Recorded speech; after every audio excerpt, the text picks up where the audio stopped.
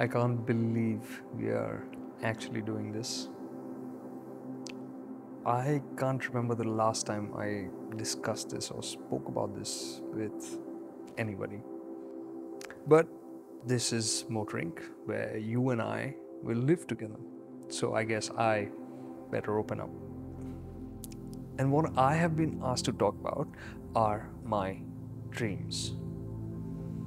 And my dreams have been shaped by somebody else. My father, who is a bit of a car nut.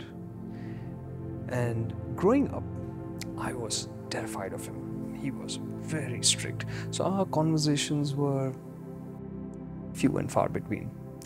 But every now and then, he'd travel, come back, sit in his favorite chair, and then we would talk, which is when he would tell me about a convertible he'd driven on some exotic island, some supercar on some fantastic road, some narrow straight road, wrapped in silence, only to be destroyed by his right foot. And watching him, this strict man, would have a glint in his eye. My fear would evaporate and I would be transported with him on his journeys, to his adventures.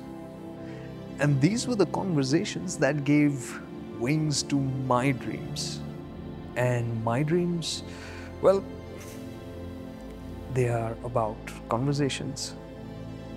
Because I believe that when I'm in a car, I am in a conversation. Sure, no words are spoken, but a lot is said. Emotions fly around and your senses are alive, alert, gathering everything that's happening. And if you're in a great car, when it all comes together, it tells a lovely story. But if you are in a fantastic car, it tells a magical story. Like with this Porsche, or any other Porsche in my books. Magical, yes, also a bit unreal. You could look at this as a machine that requires a driver to operate it, but once you get inside and start to drive, you'll believe that this is a living being. And you are at the center of its nervous system.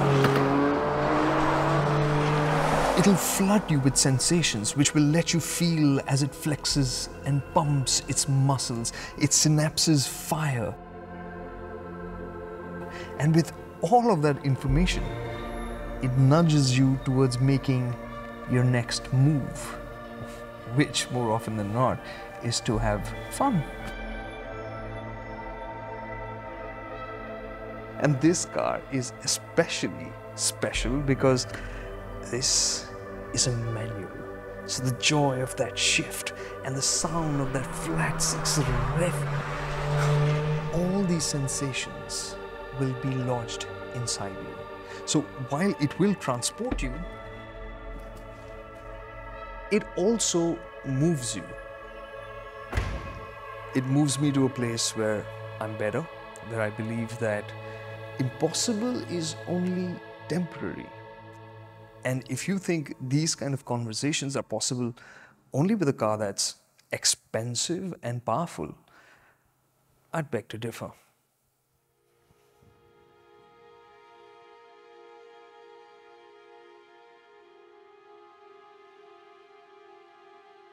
Case in point, the Octavia.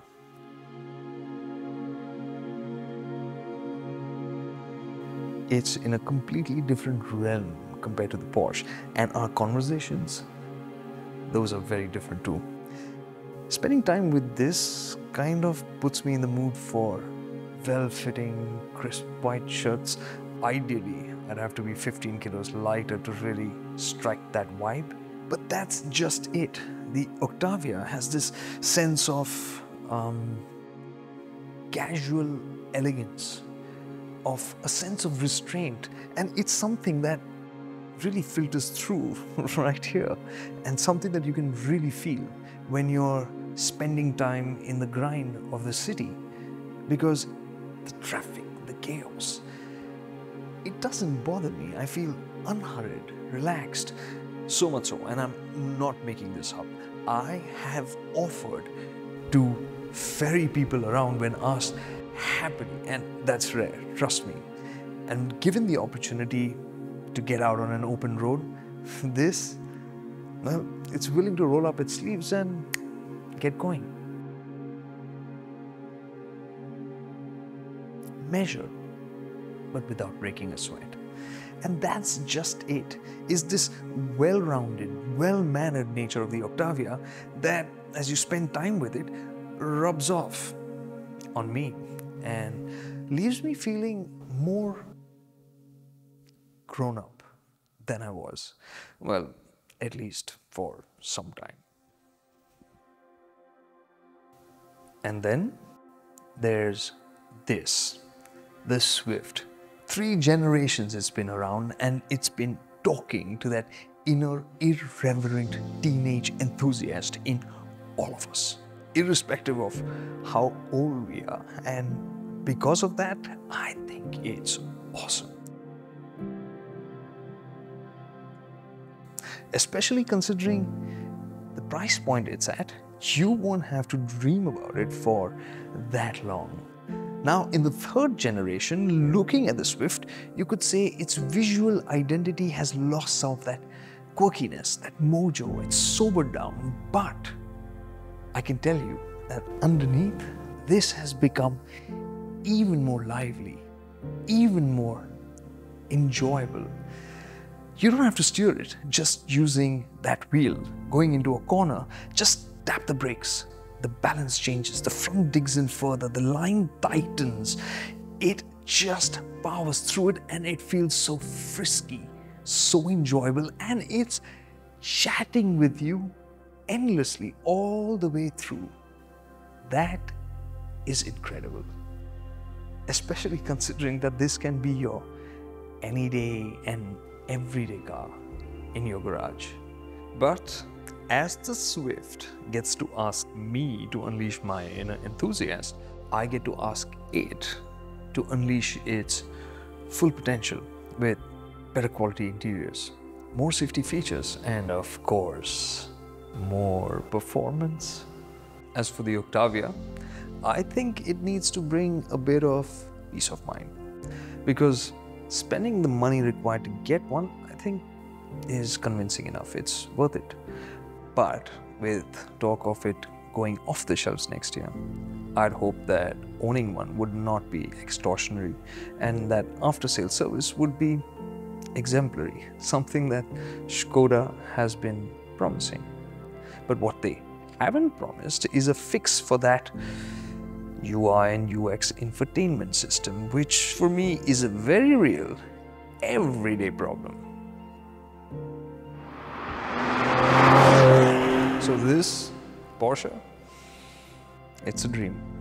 The 718 Spider, a bit impractical for India, and as a Porsche, of course, a bit expensive, and therefore a bit of a distant dream, but all the more beautiful because of it. It's a reminder to all of us who might be thinking of our cars just as transportation that we might be missing out on some life-changing conversations. The kind of conversations dreams are made of.